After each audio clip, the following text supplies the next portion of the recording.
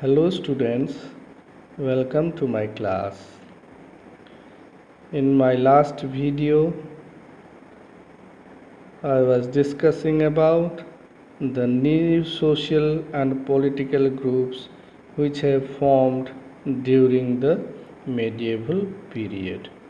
While discussing these new social and political groups, I have mentioned that the Indian subcontinent has always attracted the peoples from the distant places, and many travelers groups have come to this subcontinent from time to time. And these traveler groups of people have brought new ideas, new concepts, or new thoughts. These traveler groups brought new technologies, new crops, and other innovative ideas to this subcontinent.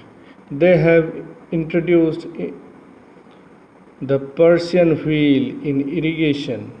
They have introduced spinning wheel in weaving and firearms in combat or warfare.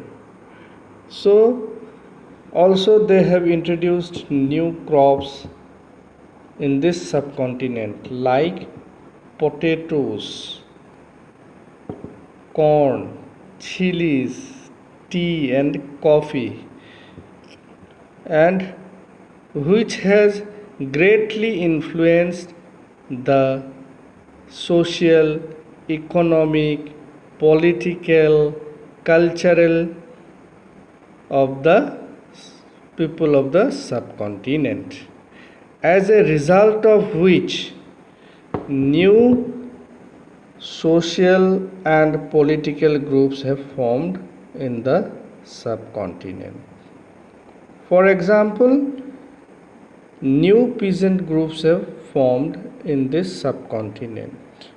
So with the advancement of the agriculture and the spread of agricultural settlements, more and more lands are required, as a result of which the forests were cleared down and the dwellers of the forest are pushed out of their own lands. So sometimes these people migrate to some other places, or some of them became peasants. So as a result of the agricultural development of the agricultural settlement and the spread of the agricultural settlement, or as a result of this advancement in agriculture, more and more land is required. So they have started clearing the forest, as a result of which the people who were living in the forest, or the people living in the forest, they have to migrate to some other places, or some of them are again forced to become peasants. Peasants means they are the agricultural peoples. They are engaged in different agricultural activities. They don't possess so much of land. So this new group of peoples gradually began to be influenced by regional markets. The chieftains are the head of many villages. Chieftain means head of many villages.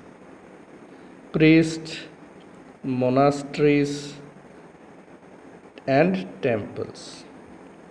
These peasant groups were required to pay taxes and services and goods to local lords.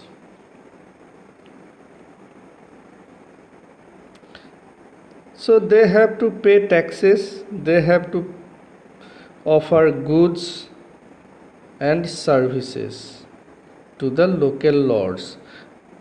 The local lords means this group of people, chieftains, priests, monasteries, or the temples. So they have to pay taxes as well as they have to provide services to those people also, and also they have to offer goods. As a result of which the society became more and more differentiated. That means, as a result of which a significant economic and social differences have developed among the peasants. Some have become rich, some have become very poor, some of them possess very little productive land, some of them are given menial tasks, and thus they are forced to poverty. And there are some peasants who were engaged in agriculture as agricultural laborers. Some peasants also do the artisanal work along with agriculture. That means they are agricultural laborers, but during the free time they also used to do artisanal work. Artisanal work means those artistic work like making of ornaments, like making of potteries, etc. So this has given rise to more diversified society, or the society has become more and more diversified, as a result of which the subcaste system has developed in this subcontinent. This subcaste system means the jati system. A jati means subcaste. So as a result of this social differentiation, different jatis have developed in this subcontinent. What is jatis? A jati means subcaste. As the society became more differentiated, people were grouped into jatis. So people are now grouped into different jatis. These jatis were ranked on the basis of their backgrounds and their occupation. So jatis were ranked according to the occupation or according to the backgrounds. Ranks were not permanent. They were not fixed and permanent. They were varied according to the power, influence, and resources controlled by members of a jati.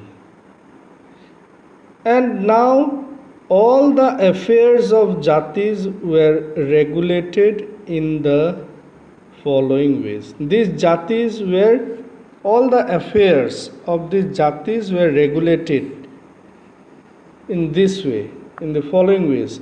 Each jati framed its own rules and regulations to manage the conduct of its members. So each jati has framed its own rules and regulations for its members. An assembly of elders, that is Jati Panchayat, enforce these regulations.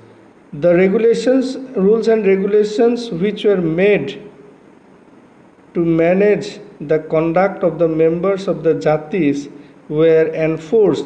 These rules and regulations were enforced by the Jati Panchayat. Jatis had to follow the rules and regulations of their village, and these several villages were governed by a chieftain. So this is how all the jatis, the affairs of jatis were regulated. They have to obey their own rules and regulations, which were enforced by the elderly people of the jati. Jatis had to follow the rules of their villages. Several villages were governed by a chieftain. So this much is for today. In my next video, we will discuss about the political developments.